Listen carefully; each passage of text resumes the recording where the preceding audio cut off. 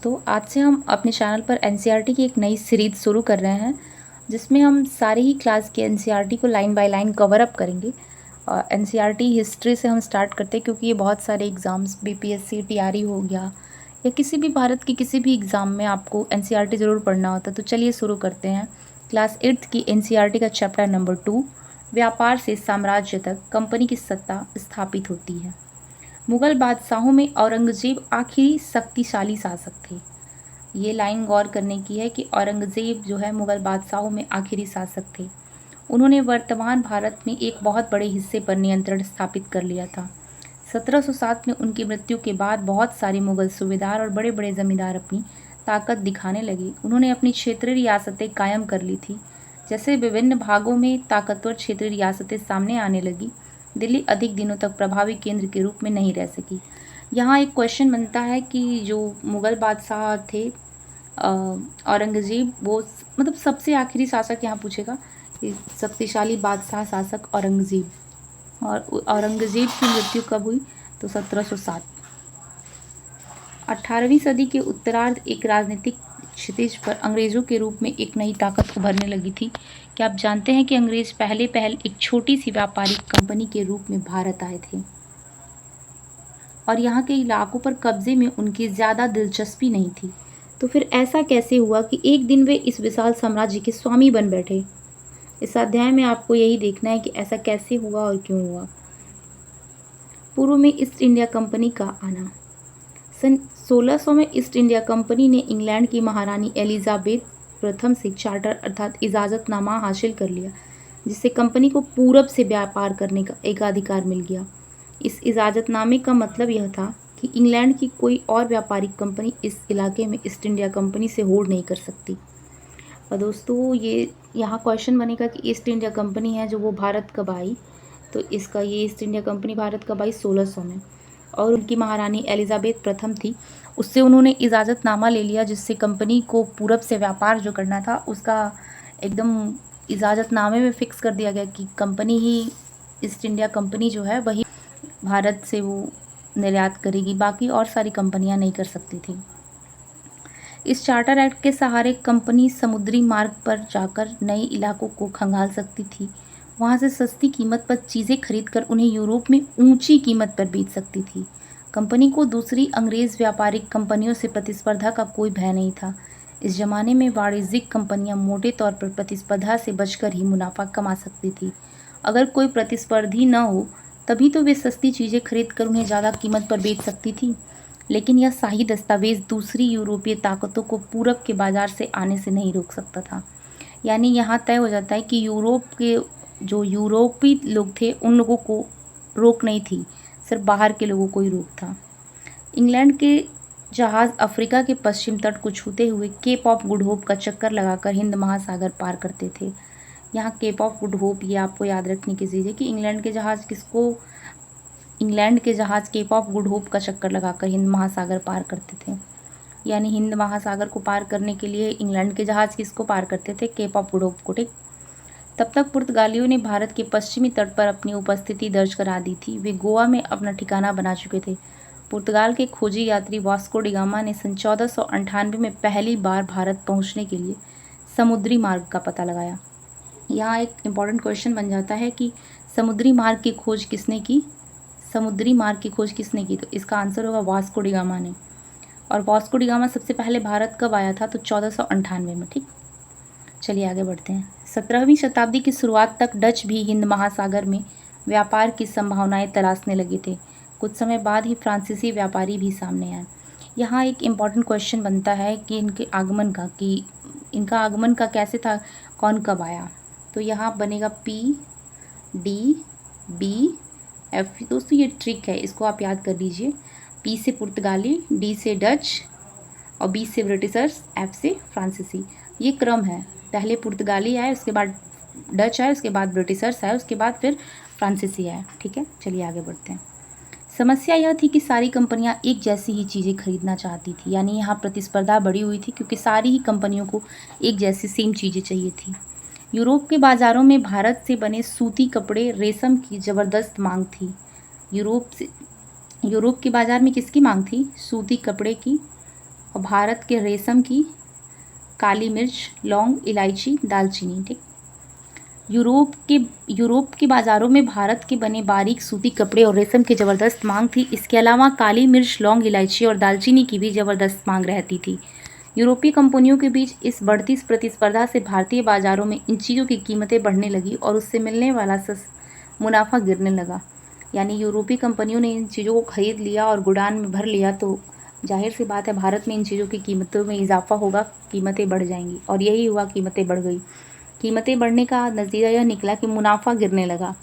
अब इन व्यापारिक कंपनियों के फलने फूलने का यही एक रास्ता था, वे अपनी प्रतिस्पर्धी कंपनियों को खत्म कर दें। लिहाजा बाजारों पर कब्जे की होड़ ने व्यापारिक कंपनियों के बीच लड़ाइयों की शुरुआत कर दी।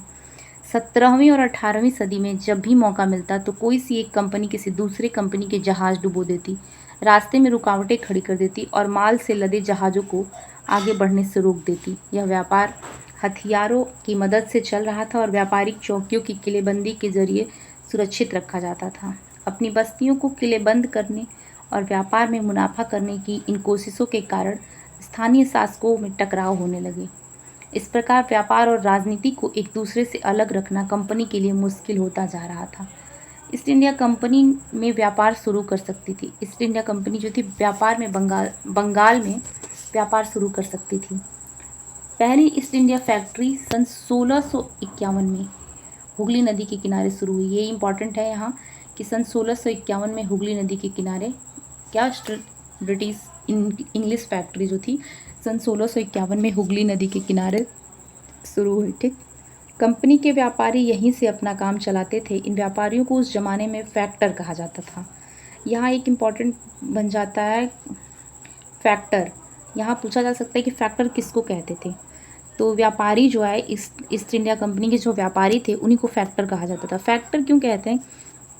पहले के जो, अब के तो व्यापारी बोलते हैं ना, पहले के लोग जो थे व्यापारियों का मतलब कि फैक्ट्री में सामानों को फैक्ट्रियों में रखते थे, उसी से ये सब निकल के आया फैक्टर। अब जो ईस्ट इंडिया कंपनी के व्यापारी थे उन्हीं को फैक्टर कहा जाता था। ये क्वेश्चन पूछा जा सकता है। इस फैक्ट्री के वेब हाउस का यहाँ निर्यात होने वाली चीज़ों को जमा किया जाता था।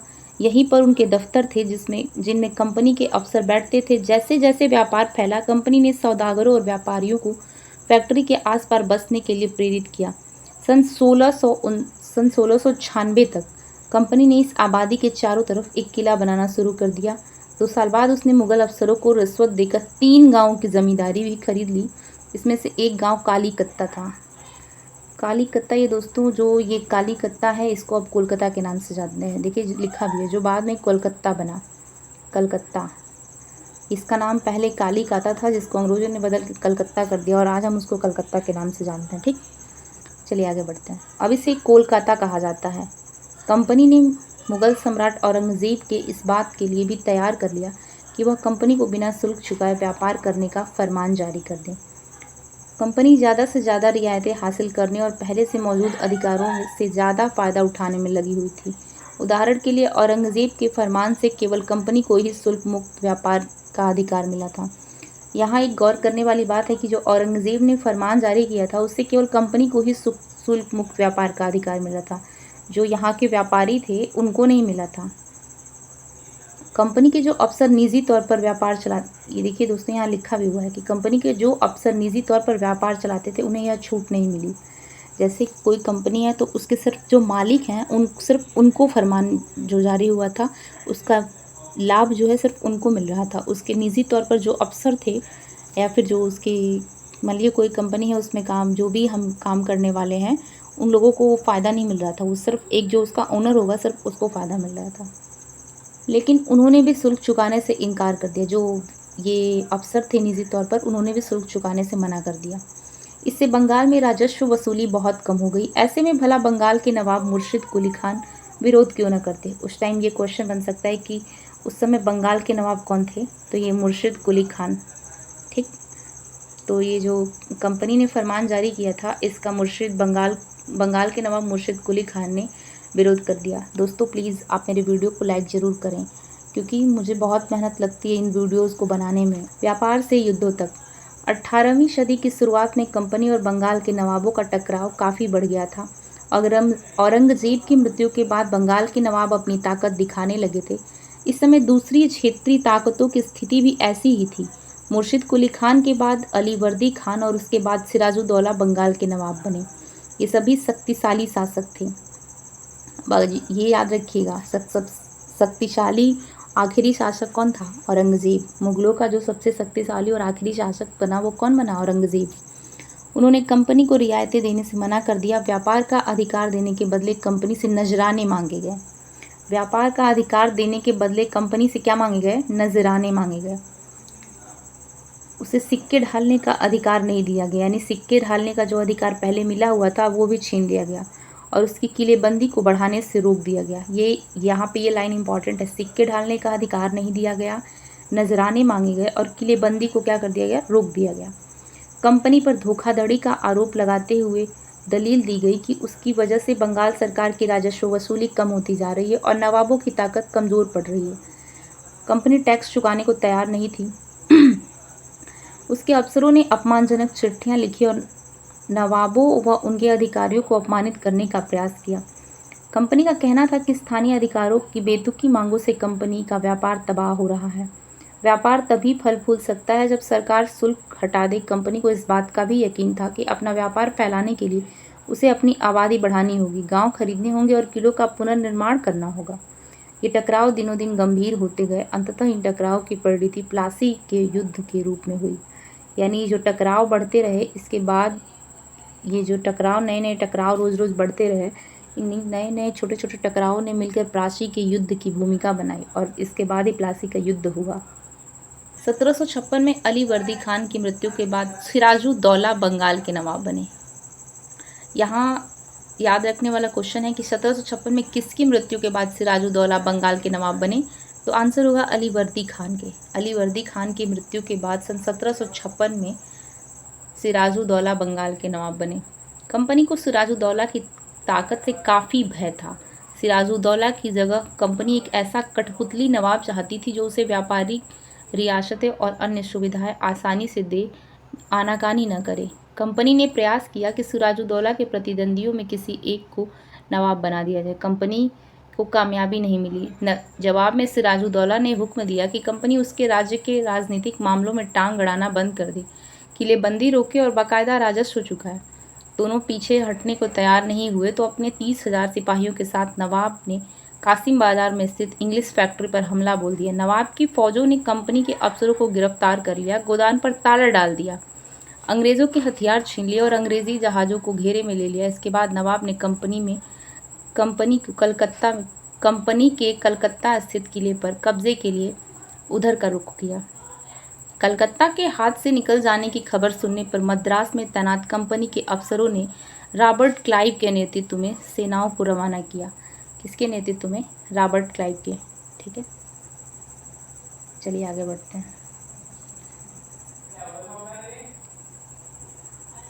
इस सेना को नौसैनिक बेड़े की मदद भी मिल रही थी। इसके बाद नवाब के साथ लंबे समय तक सौदेबाजी चली। आखिरकार 1757 में रॉबर्ट क्लाइव ने प्लासी के मैदान में सिराजुद्दौला के खिलाफ कंपनी की सेना का नेतृत्व किया। यहाँ क्वेश्चन बनता है कि किसने किया? रॉबर्ट क्लाइव ने। प्लासी के मैदान में किसने नेतृत्व किया था? रॉबर्ट क्लाइव ने। नवाब सिराजुद्दौला की हार का एक बड़ा कारण अपने सेनापतियों में मीर जाफ़र की कारगुजारियाँ भी थी। मीर जाफ़र की टुकड़ियों ने इस युद्ध में हिस्सा नहीं लिया।